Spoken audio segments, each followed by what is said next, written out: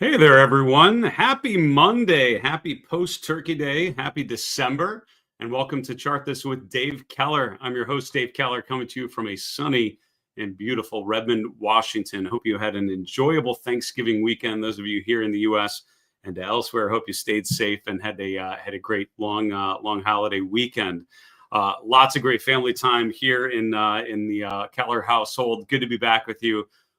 Post Thanksgiving to recap sort of the period after. We've got a lot to think about here in the month of December, right? As we queue up for today's market recap, we have the major averages in a primary uptrend, undeniably so. We have interest rates starting to come down a little bit. We have a yield curve that's very close to being back to normal shape, with the long end being higher than the short end.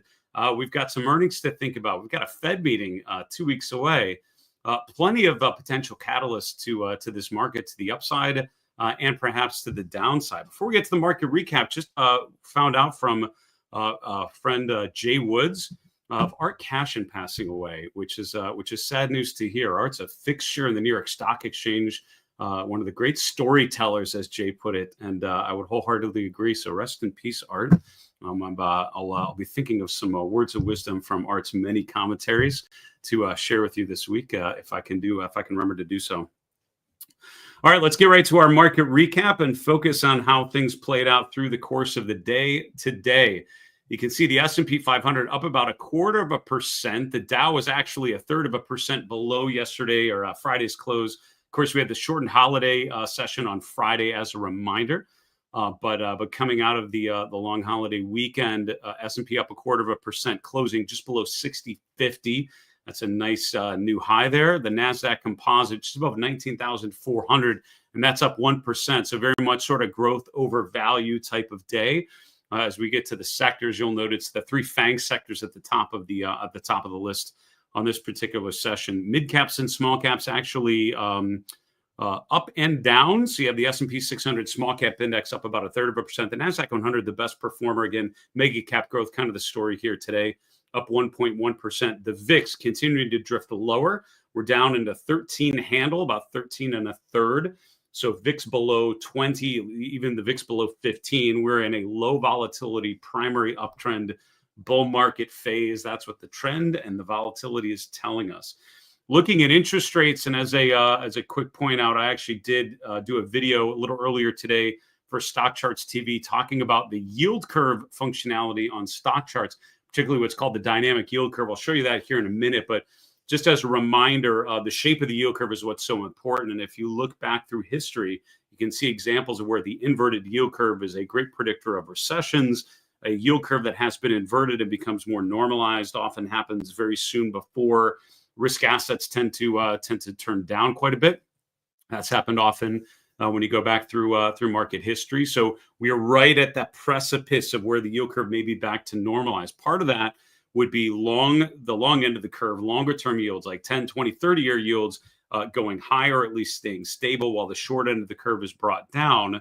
That's what we will be thinking about here in the next couple of weeks going into the Fed meeting in December, mid-December. It's 2 weeks from this week. And then going into next year, just thinking about the glide path of those potential rate cuts, what they might look like.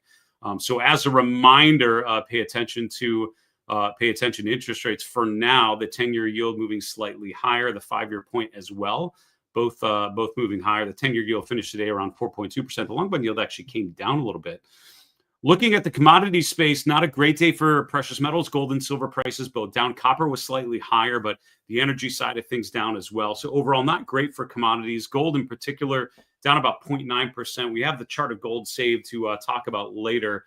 Concerned by some of the distributive patterns that we're seeing on the chart of the GLD. A lower high certainly appears to be confirmed. The momentum shifting to a much more bearish range. This is after gold's been arguably one of the best trades in 2024, except for like Bitcoin and other things kind of ripping to the upside. Gold's been pretty decent. Speaking of cryptocurrencies, Bitcoin and Ethereum both down, although a lot of the other cryptocurrencies here on the top 10 list were actually up today, in some cases quite a bit. But Bitcoin down about 2%, still failing to get above that 100,000 level, failing to sort of mount any significant attempt to get above that resistance. currently around, what is it, 95,390, we'll call it. Ether price is just about 3,600. That's down about 2.8% from the last close over the weekend. Looking at the 11 S&P sectors, now this is so interesting, right? The three FANG sectors in the green, all the other of the 11 S&P sectors in the red. And as I mentioned, the NASDAQ 100, the best performer. This is what the sector returns will look like when it's mega cap growth working and kind of everything else struggling a little bit. Technology, consumer discretionary, communication services, all up 0.8 to 1.0%. Everything else was down today. Utilities leading the way lower, 2.1% to the downside. Real estate down 1.5%. Energy down 1.1%. Now, the defensive sectors are key because I would say when you have a market that is going strong, that is going to the up and to the right to the degree that this market has been doing, with arguably one of the best years in market history. In my experience, when everything looks good, you look for signs that something's not good, right? You look for signs of something changing. You look for divergences. You look for weaker volume. You look for anything that would tell you things are not as good as they might seem.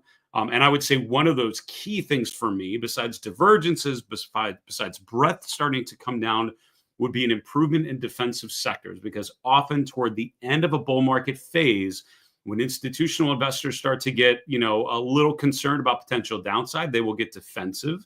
They will go to blue chip, kind of low volatility, high dividend paying names as an opportunity to ride out any sort of market pullback. That's how they can outperform in the down tape, which means in this environment, you're looking for things like utilities and real estate to actually do better than sectors like technology and consumer discretionary. Today, not given that sort of sell signal at all. You've got the growth sectors up. You've got defense largely down. So overall, this is still long and strong up and to the right. Our market trend model, which basically looks at weekly moving averages, exponential moving averages, as a way of just defining the trend on multiple timeframes. As of Friday's close, still bullish on all timeframes. So short-term, medium-term, long-term for the S&P 500, basically in a position of strength. This has been the story for most of 2024. To be honest with you, there's been maybe 6 weeks out of the entire year so far that we've had the short-term model briefly negative, but the medium-term and long-term models have been bullish. So the reason why that's so important as part of my process is to not miss out on years like 2024. As long as that market trend model remains bullish, that tells me to keep bets on, to keep riding the uptrend as long as possible. I don't have a prediction as to where the S&P is going to go, but my general assessment would be up until proven otherwise, right? Until the chart tells me we're not going up, I'm going to trust that that trend is probably going to persist. And the market trend model for now, suggesting that is the case here as we get into the month of December. Looking briefly at the Magnificent Seven and Friends, the mega cap growth stocks, obviously having a pretty decent day, given the performance that we've talked about so far with the major benchmarks and with sector returns. So not surprising to see all green here. Tesla leading the way higher, up 3.5%. Meta Platforms testing that all-time high around $600 a share, not quite above there, but certainly having a nice day, starting the week up 3.2%. Microsoft up 1.8% as well. The worst performer was NVIDIA, and a lot of semiconductor stocks actually had a pretty decent day. If you look at the top 10 performers in the S&P, things like Lam Research and others, which are not particularly great charts, I would say, given the fact that they've come off a bit in recent months, but having a pretty strong day. NVIDIA actually underperforming most of those, only up about 0.3%. Apple, by the way, pushing to new all-time highs, up about 1% as well. Netflix bouncing off of a higher low. All right, let us continue on looking at the market carpet. This is a heat map style visualization that is offered on stock charts. I think it's a brilliant way of just drawing a couple of brief conclusions about overall market performance. So step one, what's our overall impression? Again, I'm struck by the strength in some of the biggest boxes, things like Meta, Broadcom, Tesla, Alphabet, Microsoft, all stand out as having pretty good days. All those stocks were up at least 1.3%, in some cases over 3% higher today. So that's a nice start to the week here. I'm also noticing sort of the general mixed, if not negative, for things like healthcare and industrials, and a clear distribution day for financials, for real estate, for utilities, for energy, where almost all of the boxes there are neutral to, in some cases, bright red. And the defensive sector is looking the worst of all. Second thing would be look at the largest names. And again, we mentioned some of those big names having big up days. This was a large cap growth over everything else kind of day, and the charts I think reflect that. But particularly, I'm looking in technology at the semiconductor space, Applied Materials, AMD, Qualcomm, KLAC, Lam Research, a bunch of names, Microchip, Empower, all had pretty decent days. Now, some of these like Empower are arguably pretty bad charts, but they're having nice updates today, sort of bouncing off of a position of short-term weakness with relatively negative movements over the last month or so. Finally, any sort of counter trend, opportunistic sort of charts that you see in here. I mean, with energy, like you're not really, charts like PSX, I think are pretty fascinating because they've bounced off of a position of weakness. PSX is coming off of support around 120. It's currently around 135, but still making lower highs and lower lows. And I think that's the issue you have with a lot of these energy names that are coming off of fairly beaten down levels. Like Marathon Petroleum is another one. Now it's going to some of the pipeline names, which have actually had incredibly good runs. But a lot of these are actually rotating lower, right? So some of these names like KMI come to mind have had really good runs and are actually starting to pull back a little bit. So overall, still in a pattern of higher highs and higher lows, but a bit of mean reversion in the energy sector today. Other thing I would say, sort of the sleepy charts in materials, Mosaic up over 4% today. I would argue that the long-term trend is still, I mean, at best neutral, but arguably at worst, not particularly strong. We maybe put in a higher low, and the question is, do we push above 28 on a rally? I think that's encouraging. Albemarle maybe a little more constructive because we are pushing above 110 today. So maybe breaking out of previous resistance and continuing that recovery that we had off of an August and September low. I mentioned the dynamic yield curve as a reminder. This is the functionality on stock charts. If you click on charts and tools, you can get to the dynamic yield curve. I don't show this often on the show. We often look at the 10-year treasury yield. We'll look at the spread between like the 2 and 10-year yields.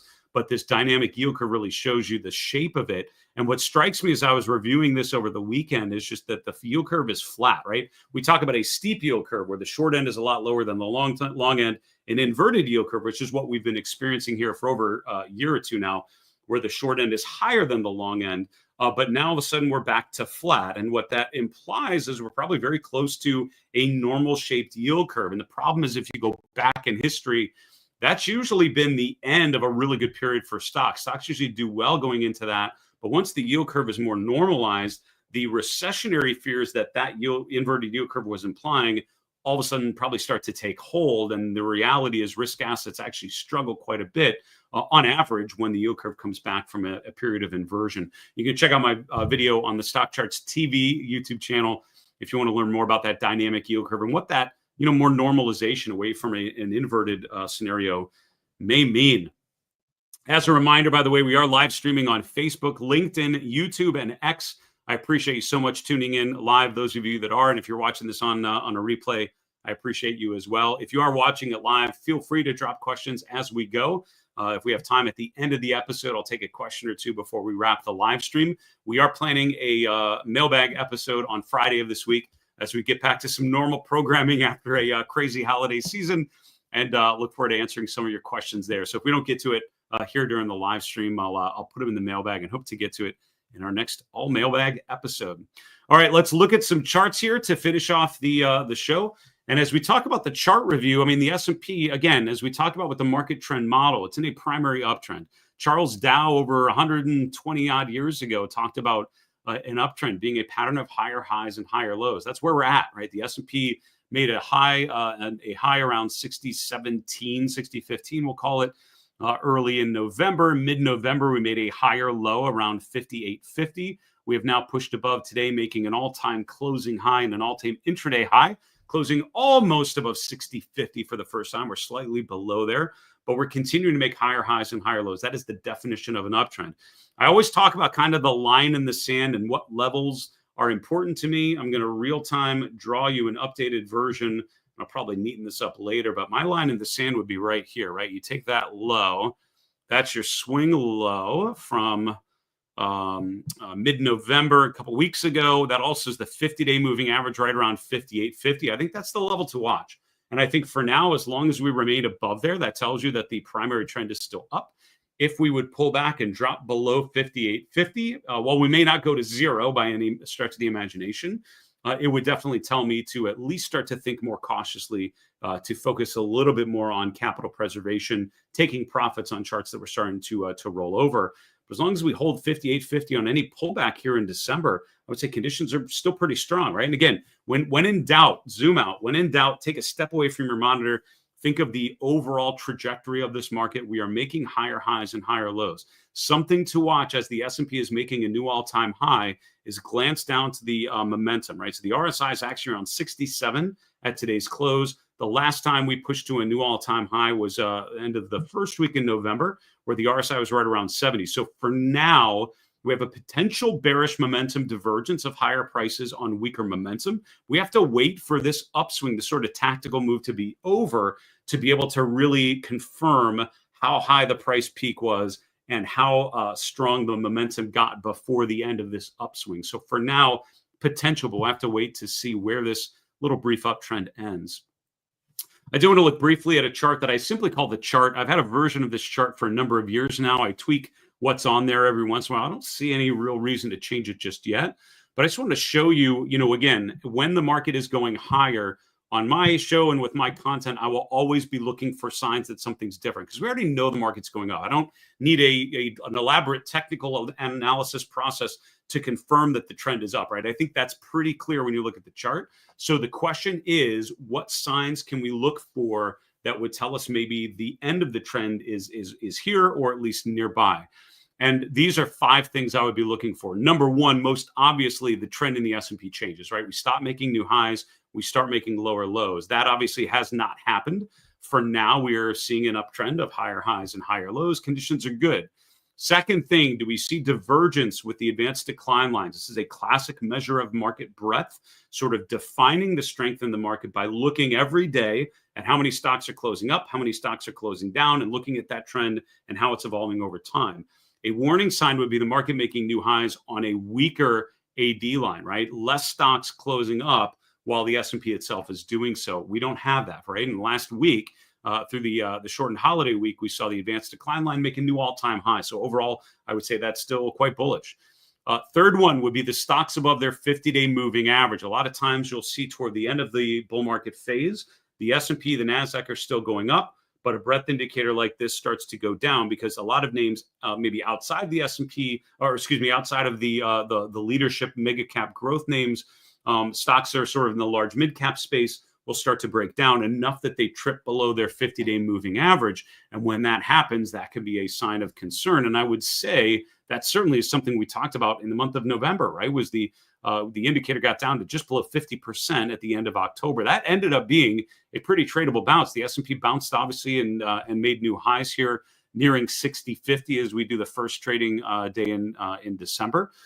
So having said that, we look to see if and when the indicator gets above 70%. That often is a sign of euphoria. That's a sign that we may be near the end of the move. For now, it's doing okay.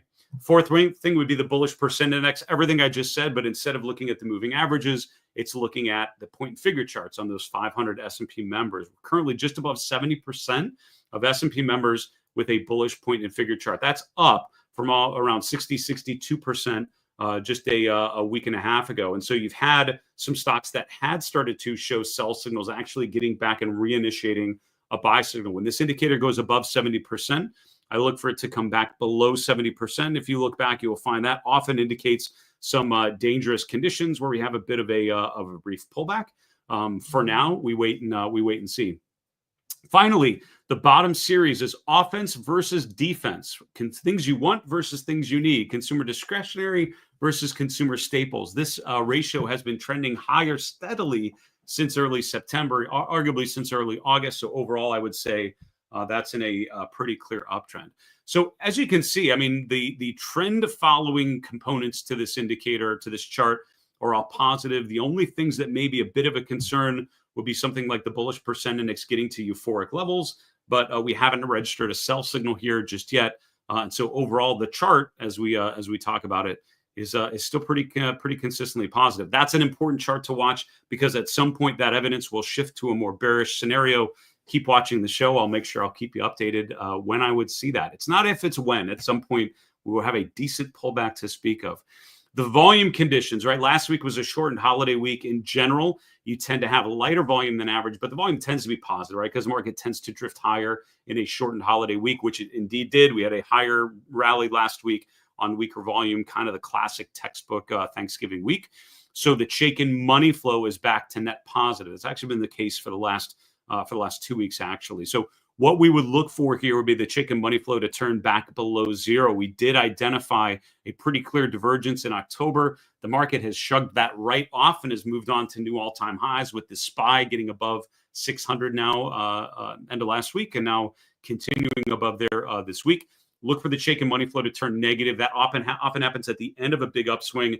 As that initial profit taking starts to happen, you have distribution days, down days on heavier volume that often indicates some smart money rotating to other things. And for now, we're not seeing that. We're seeing the volume fairly constructive.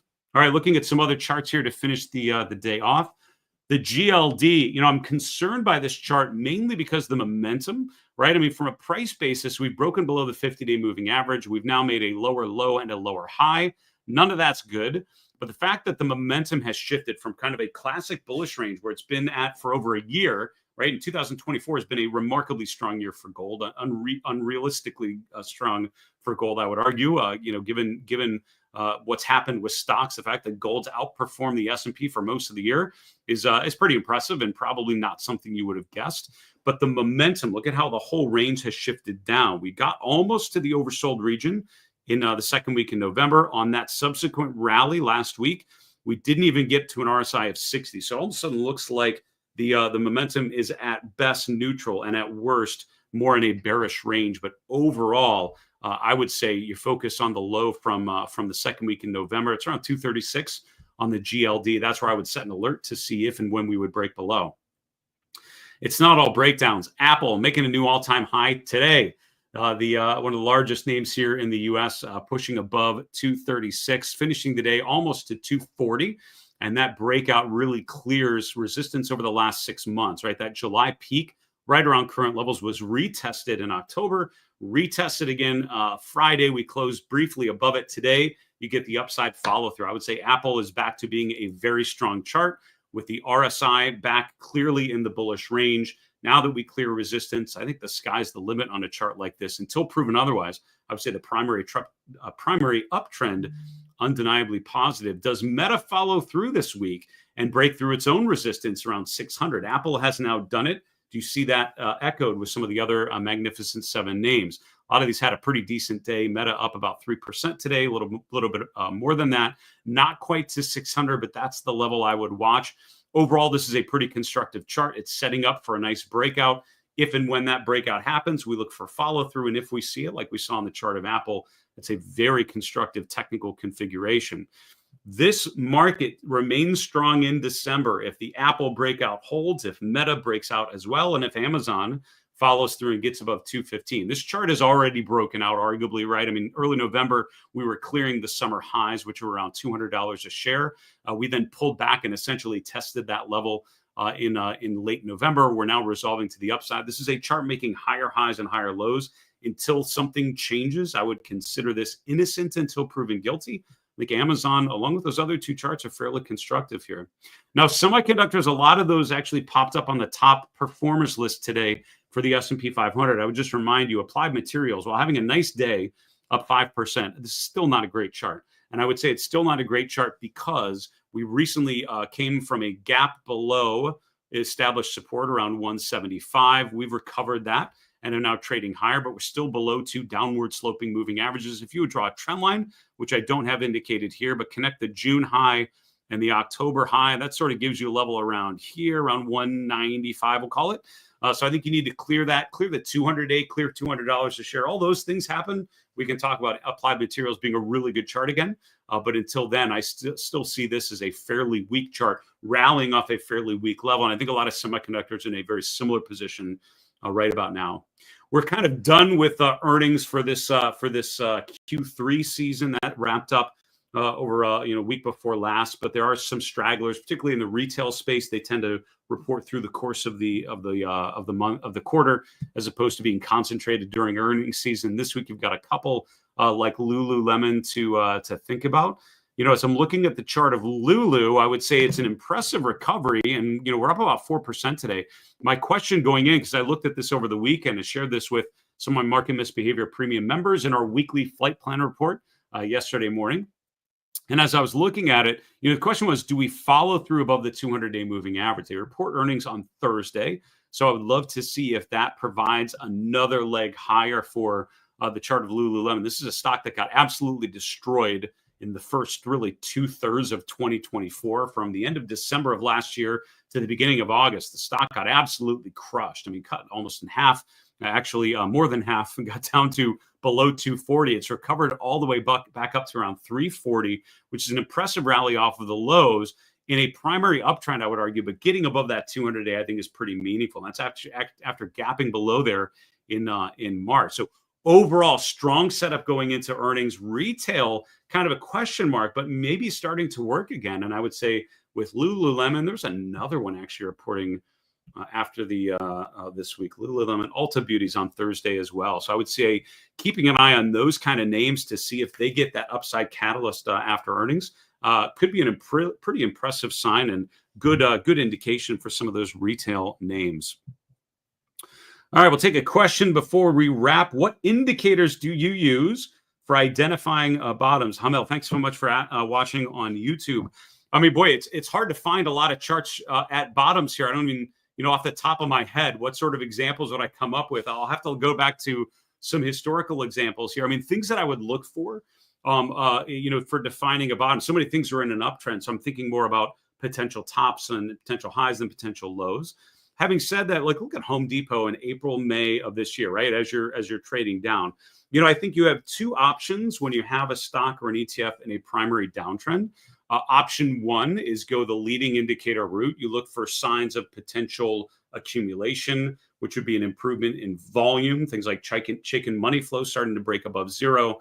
You look for bullish divergences where the market's making a new low on higher momentum, which is what we saw at the low in April and May. Those are some of the leading indicators to think about. Lagging indicators would be more something like MACD or PPO, which I would often use when I have something that's going down. I'll often bring up a weekly chart and look at the weekly PPO and look for that buy signal. That would often happen. So if that's April, May, that's kind of right here. This is the weekly chart that I switched to on Home Depot. You can see we bottomed out. We started to turn higher here in early July. You actually get the buy signal on the weekly PPO telling you that we're now the bottom is most likely in and we're entering into a recovery period. So those are some of the things I would look at. Number one, I look for, are we testing any key support levels? Do we have bullish divergences with momentum like an RSI indicator? The chicken money flow, which you can run on any chart like this. Do you see an improvement in volume that would tell you things are starting to get better? So here's that April, May pullback. We can see here June begins, we gap higher, and all of a sudden the chicken money flow gets positive. Those are some of the leading indicators that can tell you we're maybe entering a period of accumulation. The other side is, I would say, lagging indicators like PPO. That would be something I would be looking at it. Yeah, someone mentioned the MACD histogram. It can be a bit of a leading indicator for sure. I would say MACD or PPO, the indicator itself, the classic signals are lagging indicators by design, right? It's telling you a signal, a bottom or a top has happened, and it confirms it after the trend has already reversed. The histogram was actually a built-in leading indicator because the moving averages will come together before they cross, and so that histogram will come up as that starts to get near. Can be some false signals there, so just be careful. Final question, Trader Sam, thanks for watching on YouTube. Where does the recession predictive power of yield curve come from? What is the fundamental reason for this repeating pattern? That was a rough question to pick as my last brief question to finish the show, but here's my 30-second answer, and I would encourage you to go back to the video I mentioned on Stock Charts TV for a more detailed story. Where does that come from, right? So what you have to remember is when the market is in a primary uptrend and when things are normal, generally speaking, longer-term debt should have a higher interest rate or higher yield than short-term debt because you're locking in your money for longer, and so it sort of goes out further. And so that normal shape of the yield curve sort of implies economic optimism because you're looking for further growth, and so you don't mind tucking your money away for a longer period of time because you think things are going to get better and it's probably going to work out pretty fine. Here's the problem, though. When the yield curve gets inverted, this is when there's, a bit of uncertainty. And what happens is when the market, and I'm generalizing big time here, as risk assets go higher, as the equity markets go higher, as the economy grows and grows and grows, all of a sudden, inflation's an issue. We're growing too quickly. This is when the Fed starts raising rates, as they did sort of post-COVID, right? 2021, 2022. They start raising rates because things are so good, they can raise rates. And they do that to slow things down. They do that to make things a little more expensive, to slow down inflation by basically slowing down economic activity. They make it more expensive to borrow money, to buy houses, to buy cars. And by doing that, they're able to slow the economy down and bring in inflation down to more reasonable levels. Then you get to the position we are now, which is the short end of the curve is very high.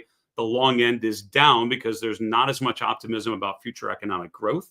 Once things start to right themselves, and I'm trying to find like a good example. Yeah, like here, right? This is what the yield curve looked like in 2021. Pretty normal shape, right? So you had that sort of inverted period back here. Where am I looking? Yeah. Oh, yeah. This is not the. Yeah. Sorry. I was thinking of the financial crisis and saying COVID. If you look at the financial crisis, we had an inverted yield curve kind of in here, like 2006, 2007, where we had the market going higher. We had short-term rates coming up as the Fed was raising the target rate.